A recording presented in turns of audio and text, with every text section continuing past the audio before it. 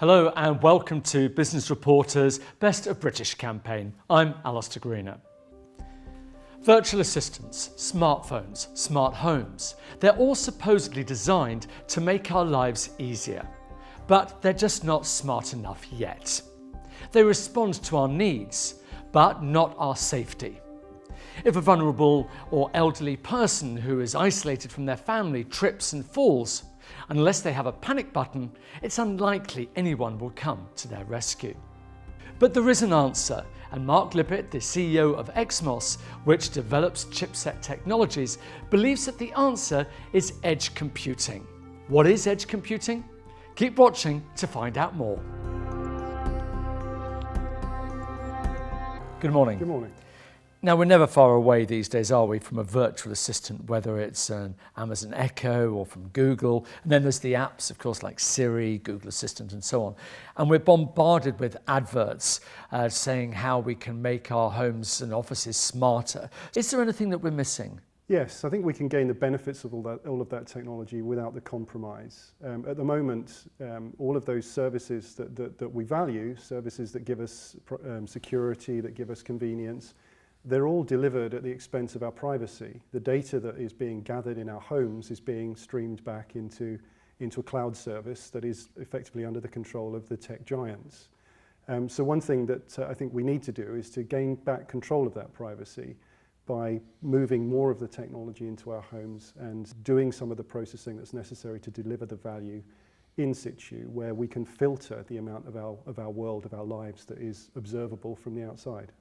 You mentioned the tech giants. Why aren't they doing this already? Is it down to technology or something else?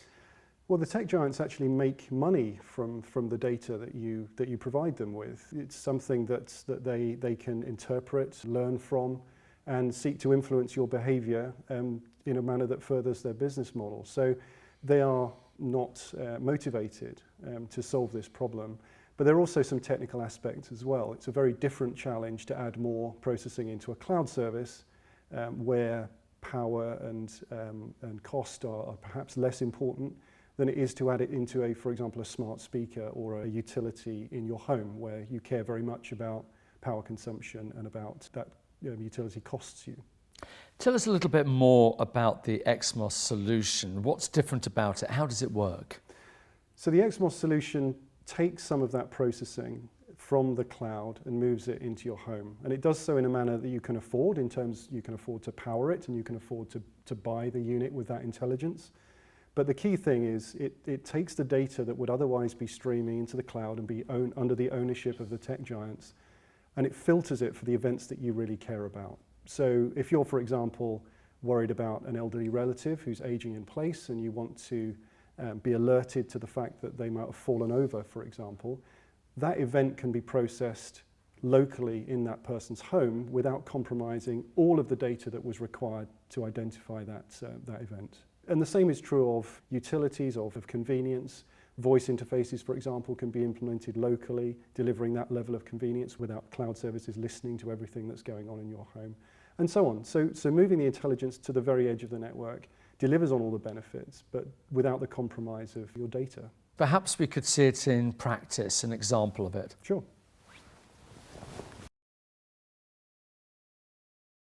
So this is Dorothy's flat, her kitchen. She's 78 years old, she's on her own, but she's very keen to age in place. She wants to stay living at home and she wants to keep her independence. People that are older, they are more susceptible to falling over. So in an environment like this, we can add quite a bit of technology to help identify and take the appropriate action in those kinds of events. So give me an idea of the technology that's going to be used here. So we've got numerous opportunities here for smart technology. The cooker hood, for example, might well contain microphones. We've got a potential for a smart speaker that contains, once again, microphones, but also potentially radar technology and also a camera. Any one of those things and a combination of those things can be used to detect events like, for example, a fall. Tell me about radar technology. How does that work? So radar technology has the ability to map an environment, including the people in it. Unlike a camera, it doesn't give away very high definition images. It's sort of blobs, if you like, but you can certainly tell whether somebody's standing up or lying down. And it can then use that information as features to determine whether an event has occurred that requires action. So, for example, it might initially ask Dorothy if she's okay. If there's no response, then at that point we might choose that we want to divulge a little bit of privacy and go to the cloud and say, actually, there is a likelihood here that an event has taken place that requires attention. So we might reach out to the relatives, or we might reach out to emergency services. Well, that's the first scenario, which is, of course, looking at the health context. Let's move on to the next one, where we're going to look at convenience. Yeah. So this is a hotel room. This will be a familiar scenario to many of us. This experience would have started at the front desk, where Gia would have been photographed, his face would have been mapped, and he gets the opportunity to walk up to his door and have it opened without scrabbling around in his pockets for his key card. But it really just starts there. Hotel rooms are, obviously, they're designed to be a home from home, but actually they're very unfamiliar.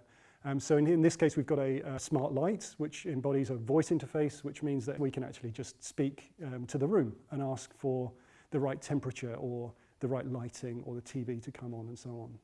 And the one thing that really resonates with many people is if you want a shower, you don't have to grapple with the shower controls, which have become a classic example of form over function. You can just say, I would like a shower at 39 degrees centigrade. So lots of opportunity for convenience and just making people feel more at home in a hotel environment, which of course is great news for the hotelier themselves.